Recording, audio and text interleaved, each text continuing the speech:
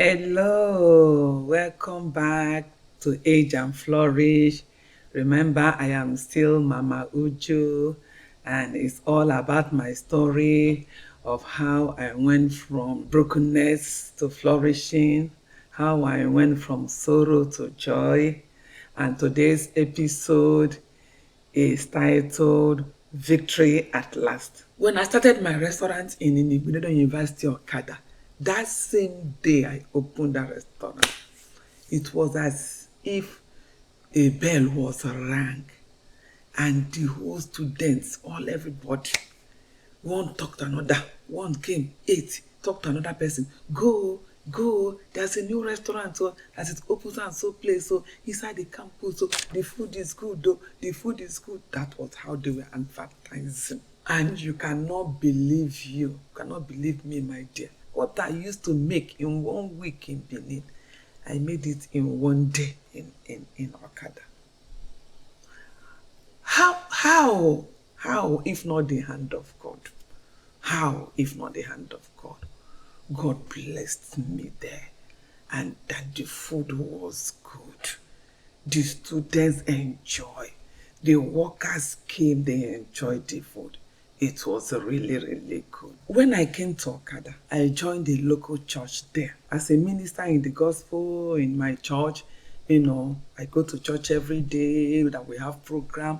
And after some months that I started, the church had a program. And that program is for the youth. It was a youth program. So, and the title of the program was Divine Enlargement. So, that evening, that was Friday, we were all there for the all night.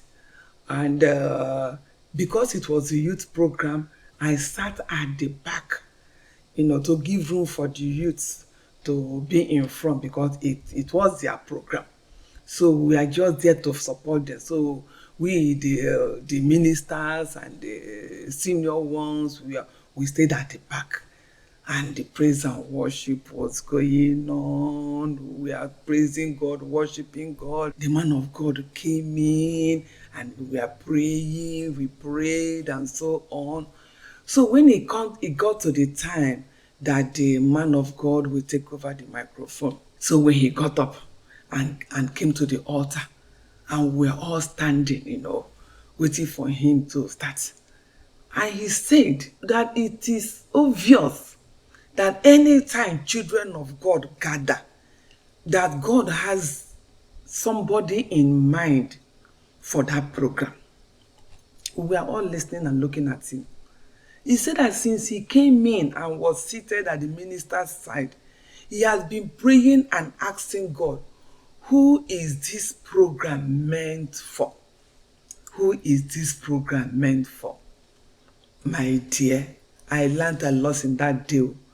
It's not good to miss program. It's not good to miss church. You never can tell when your day of visitation will come.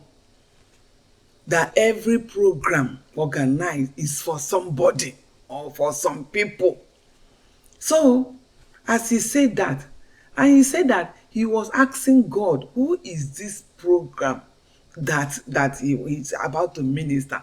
Who is that program for? That God did not say anything until he came up to take the microphone. Immediately, according to him, they handed over the microphone to him. He said that God now told him who the program was. And he said that the program of that night was for 2 people. And he said one of them is, and he looked at the back, far back, and he said, hey, you woman at the back, come up. All of us turned back, including myself, turned back to look for the woman at the back. And he said, no, don't turn back. It's you woman, it's you. But when I turned, and he said, yes, you are the one, come up. I didn't understand it. I was reluctant to go up. And he didn't even wait for me to come. He jumped down from the altar, came into the congregation. He said as he laid his hands on my head, he said, "Woman, God is giving you beauty for your ashes. And God is giving you the oil of joy for mourning and the garment of praise for the spirit of heaviness." He prayed and prophesied on me. And by the daybreak, all of us were left. This kind God, oh, I never see that type, oh. This kind God, oh, blessed be your holy name. After that incident, it was as if the floodgate of heaven was opened for me. Come and see sales. Come and see money. Come and see. My restaurant was a beef high. Within the 1 year I was in that town, I bought a land there and I built a beautiful house. 5-bedroom, self-contained each room house. It was a beauty of its own. People were coming to take pictures from my house. People were coming to look at that house. The second year, my first son that was a student in University of Benin, that was where my two sons were schooling. The first one, he just came back from school one day and met me at the stop. And he told me, Mommy, good news. I say, what is it? He said, I didn't tell you that I enrolled in US visa lottery. And I won visa lottery to go to US. I won visa lottery to go to US. And he was looking at me. And he was saying, Mommy, please don't say no. Mommy, please don't say no. Say yes. I want to go. Say yes. Hey, Lord. Oh. I laughed. He was looking at me. Why is Mommy laughing? I say, my dear, you are going, you will go. Because, why do I say that you are going? Peradventure, it is because of you and this America that you got the visa to go. Peradventure, that is the reason why God has so much blessed us. And because if it were when we were in Benin struggling, you wouldn't tell me such a thing. Now there's no way can be possible. Hey, did you know that I didn't remember? I didn't remember that prophecy of the man of God that told me that he saw me in America. I didn't remember it. But I just told my son, you will go, don't worry. God has blessed us and I have the money to sponsor you. You will go. And so we are happy and we are getting ready. We are getting ready for him. Doing all. After that, I remembered. I said, whoa, look at the prophecy of this man. It's come true. Look at this prophecy, it's come true. During the period that we were getting ready, so we need to travel home to get some of his documents, right? So I had to go and see the man of God. Remember, that man of God was in my hometown. I had to go there to get to see the man of God. I went there and I knelt down. I apologized. I say, man of God, do you see what happened? My son had a visa to go to America. I'm so sorry I didn't believe you. I'm so sorry I didn't believe you when you told me that you saw me in America. See, my son is going to America. Hey, he told me, hey, it's not even your son. It's not even your son. It is you. Thank God your son is going. You will go. In my mind, I say, if my son go, I think that would be good. Because I know that one day, maybe I will go and do a mogo and come back. That was my thinking. And I appreciated that man of God very well. I appreciated him. I thank him.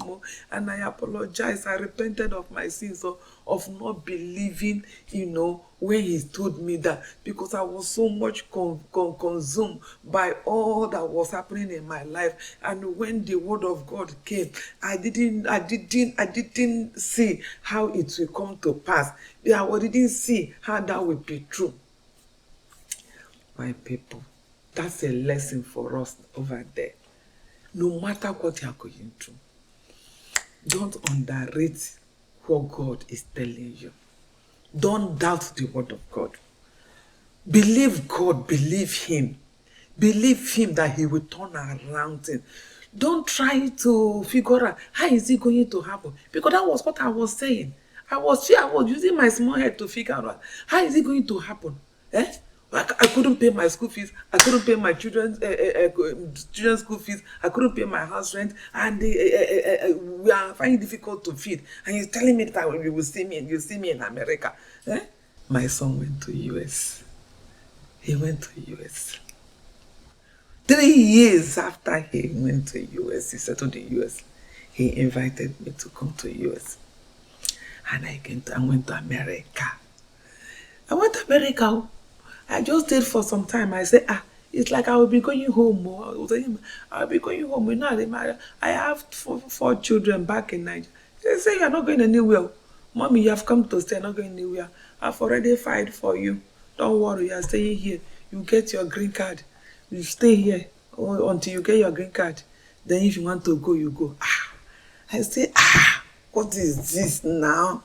And my children at home, we are telling Mommy, don't come, don't worry, we are okay. We are okay, we are okay. And you know, God helped me. Immediately I came to US, you know. I used our garage, you know, where we are staying, and our backyard to be cooking food. I started catering food. You know, the church that I worship with, I told them that I used to own a restaurant. And when they tasted my food was very good. And so they started giving me orders. People that are doing their, you know, anniversaries, birthdays. And I was making money from home. And I was supporting my children that were in Nigeria, that were going to school. This God is so good, though. Do you know, my people? As I am now, I am a US citizen. From brokenness to flourishing. From Okada village, like my friend told me, to being an American citizen. What God cannot do does not exist. I want you to continue to subscribe to this channel. Put your comment. Share your own story too. It is a journey. Share your story. With our stories, we will make this world a beautiful place. People we know that are passing through one thing or the other, we know that they are not alone. That you that came through it, that they too can come through it again. Thank you so much.